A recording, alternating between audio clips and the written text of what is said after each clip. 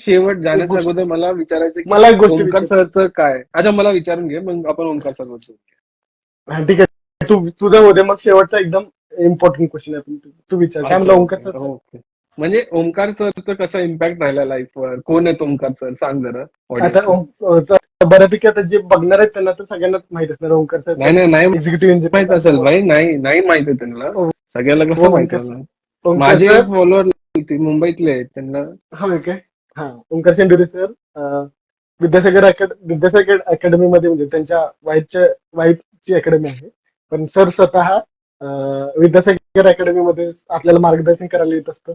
ते स्वतः executive engineer professional डिपार्टमेंटला. आता मी जेव्हा ठरवलं की आता मला म्हणजे पुण्याला जाऊन अभ्यास करायचा आहे किंवा जॉब करायचा अभ्यास करायचा आहे, तेव्हा मी त्यांना फक्त फोन केला होता की सर मला अभ्यास पण करायचा आहे आणि मी काय असं फी वगैरे भरू शकत नाही आणि जी काही परिस्थिती आहे ती माझी सगळी सांगितली. सरांनी म्हटलं ठीक आहे ये आपण करू मॅनेज काय. तेव्हापासून मी सरांसोबत आहे की कमीत कमी 2 वर्ष तर असेल मी सरांसोबत. तर एकदम म्हणजे असं कोणी पण म्हणजे मी स्वतःच नाही तर कोणी पण आलं की त्यांच्याबरोबर आलं की एकदम पॉझिटिव्ह वाईब्स घेऊन जाते की मोटिवेट होऊन जाते की बाबा अभ्यास करायचा आहे मला. किती पण म्हणजे आता फेल झालेला मुलगा असू दे, आता एक्झाम फेल झाली, एक एक्झाम गेली, ठीक आहे. तू ते आता बरेच लोक असे आहेत की 5-5 वर्षापासून तयारी करतात आणि मग येऊन जातात आणि मग परत येऊन भेटल्यानंतर परत त्याच ह्याच्यानं तयारी करायला चालू करतात. सर असं पण म्हणत नाही की तुम्ही तुमचं सगळं आयुष्य अभ्यासातच घालवा आणि हे सोडू नका. सर म्हणतात की तुम्हाला जर म्हणजे नाहीच जमत असेल की आता नाही होतं बाबा एवढा एक्झाम होऊन पण नाही होतं तर तू सोडून द्यायला पण पाहिजे आपण की नाही होत तर हे बाद झालं जेवढं केलं तेवढं बाद सर झालं. मार्क्सवर ठरवतात ना ते, की ऍक्च्युली एवढे वर्ष करून एवढं पण येत हा नसेल तर मग तर हो मार्क्सवर ठरवतात की आता आपण की की कट ऑफ कंटिन्युअस वरच एवढा वेळ आपल्याला एक्झाम देऊन पण ठरवावं लागेल. आपल्याला दिसतंय ना की बाबा या एक्झाम मध्ये एक 100 पडले पुढच्या एक्झाम मध्ये थोडे जास्त पडतील त्याच्या एकदम पुढे थोडे जास्त पडतील. एक पॉईंट असेल जेव्हा एकदाच आपल्याला काय म्हणतात सक्सेसफुल तर एकदाच व्हायचं. फेल्युअर बरोबर. भरपूर असणार आहे, सक्सेसफुल तर एकदाच व्हायचं. मग ते म्हणजे एकदम पॉझिटिव्हली सगळं सर सांगत असतं. त्यांनी कसं आहे म्हणजे सरांचं मला एक आवडली गोष्ट की जेव्हा समोरचा प्रश्न घेऊन येतो एखादा प्रश्न म्हणजे ह्याच्याबद्दल नाही आयुष्याबद्दल त्याचा की मी हे करू काय करू, तो प्रत्येक जण मनामध्ये उत्तर घेऊन आलेला असतो. तो आधीच एका उत्तरासाठी बायस असतो. म्हणजे आपल्यामध्ये मनामध्ये दुविधा असतात की मी हे करू का हे करू. आपण मनामध्ये स्वतःच एक उत्तर ठरवलं असतं की मला हे करायचं. हम्म. तेव्हा प्रत्येक जण येणार 90% लोक असेच असतात की माझ्याकडे हे करू का हे करू. पण सर पहिला त्याच्याकडून कळलं की त्याला नेमकं काय करायचं. आणि ते एक स्किल मला सरांकडून आवडते की समोरच्याकडून कसं बोलून त्याच्या मनात काय आहे ते सगळं व्यवस्थित काढून घेणं आणि त्याची मनस्थिती काय आहे ते समजून घेणं. आणि सर म्हणजे प्रत्येक गोष्टीमध्ये असं इतरांची मतं घेऊन प्रत्येक वेळेला इम्प्रूव्ह करत राहणं म्हणजे जे पण ह्याच्यामध्ये शिकवण्यामध्ये पण असू दे. आता कसं आहे एका वयाला सर माणूस स्टिक होऊन जातो की माझंच सगळं बरोबर आणि आता मी जेवढा बेस्ट बनलोय त्यानंतर आता ह्याच्यापेक्षा बेस्ट काय असू शकत नाही. पण कंटिन्युअस स्वतःमध्ये इम्प्रूव्हमेंट करत राहणं ही सरांची एक चांगली क्वालिटी असं मला वाटतं. स्वतःमध्ये पण इम्प्रूव्हमेंट करत राहणं, दुसऱ्यांना समजून घेणं, त्यांच्यातून काहीतरी चांगले गुण असतील ते घेत राहणं, ते मी सरांकडून घेतलेलं आहे. आणि मला म्हणजे मी पण आता एक जॉब करून मला एवढं दमते. सर जॉब करत परत शिकवत परत बाकीचे त्यांचे बरेच घरचे वगैरे सगळं हँडल करत आणि त्यांना कशाचाच कंटाळा येत नाही.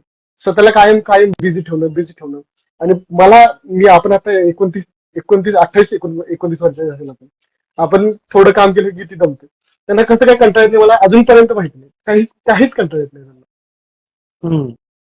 तसं ते एक असेल तर आपण म्हणजे ते मला ती एनर्जी पाहिजे की कंटिन्युअस मला जे आवडते ते किंवा मला जे करायचं ते मी करू शकतो. नाहीतर मग थोडं केलं तर आता मला आराम करायचा आहे. ते आता आज नाही उद्या असं करत आवडीवर आहे वाटतं, कारण की त्यांना एवढं आवडतं ते. पण सगळंच जसं कसं मला तू आवडू बोलशील ना, शकतं. स्टँडअप वगैरे करायचं, हे सगळं पण करायचं मी थांबलोय. सरांना एक गोष्ट आवडू शकते पण सगळेच कसं काय असो जॉब पण आवडतंय हे पण आवडतंय हे हे ते मन लावून करतात ना, मुलांबरोबर बोलायला कारण पण आवडतं. हर एक हर एक गोष्ट मन लावून करतात ते. हा हर एक गोष्ट मन लावून करतात. आणि ते टॅलेंटेड पण आहेत. हो असं नाही की टॅलेंट IITN आहे त्याचं. ऍक्टर माणूस आहे भाई. हो हो. आणि बाकी सर काय ना. असं म्हणजे हा. एम्पॅथेटिकली सगळ्यांचे प्रॉब्लेम समजून घेतात. नाही नाही, ते माझे तर तर आहे. सगळ्यात जास्त समजून घेतलेले आहेत. पण सगळ्यांचे एम्पॅथेटिकली समजून घेतात.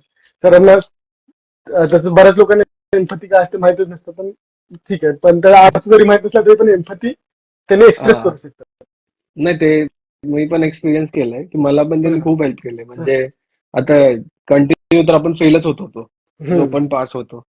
अपयशी असायची पहिली पायरी असं म्हणून आपण भरपूर पायऱ्या चढल्या. भरपूर. मग त्याच्यामुळे तिथे जेव्हा आपण फेल होत होतो कंटिन्युअसली आणि हर एक वेळेस डिमोटिवेट होतोय. आणि माझं तर हं, एकच होतं, जेव्हा हं, फेल झालं सरांकडे जाऊन बसायचो. काय हं, बोलतील सर आता बघू. हं, काय आता सरला सांगितलं हे कमी झालं, हे कमी पडलं, ते जास्त झालं. हं, म्हणजे हं, कुठे लक्ष गेलं, कुठे हं, आपण चूक करतोय. आणि टेस्ट हं, सिरीजमुळे अजून ते टेस्ट सिरीजचं अनालिसिस पण सरांकडे जाऊन बसायचं की सर असं झालं, तसं झालं.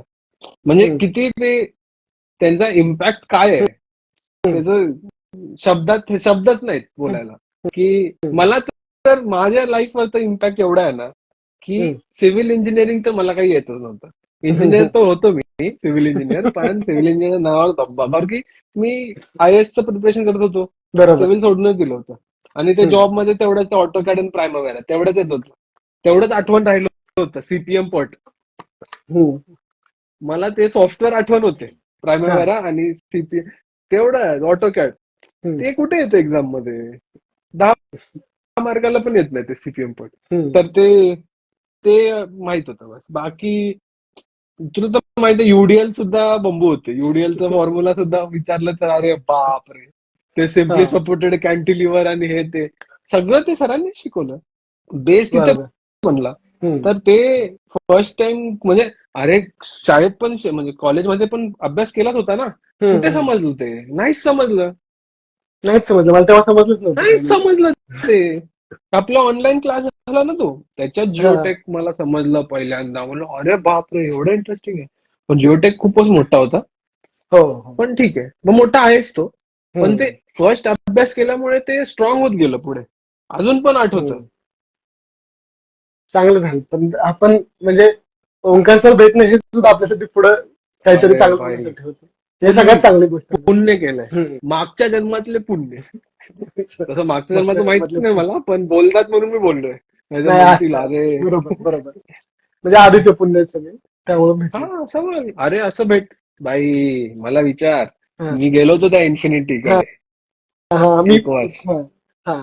मग पुण्य केलं असते अजून तर पहिलं भेटले असते. पुण्य हां. कमी पडले म्हणून 1 वर्षांनी भेटले. पण काहीतरी हो, होते म्हणून भेटले. हो, हो. ह्या आयुष्यात पुण्य करून जायचं म्हणून पुढच्या वर्षी भेटेल. चांगलं झालं. पण आता व्यवस्थित बऱ्यापैकी स्टेबल झालेलं आहे आपण. आता हळू-हळू इथून पण पुढे जात राहील. ते इथून काय काही कंटिन्युअस शिकत राहण्याचं कंटिन्युअस पुढे जात राहण्याचा मार्ग आहे. इथून नॉर्मल पण आहे. इथून नॉर्मल आता ग्रोथ आहे की हं, असं काही टेन्शन वाली बात नाही. नाही असं काय नाही. नॉर्मल म्हणजे ठीक आहे म्हणजे आता आपल्याला एवढं तर कळालं की गव्हर्नमेंटमध्ये आलं म्हणजे ऑफिसर झाल्यानंतर एक माझं म्हणणं आहे की कम्फर्टेशन लाईफ क्रायसिस नाही येणार आहे असं. क्रायसिस तर येणार नाही.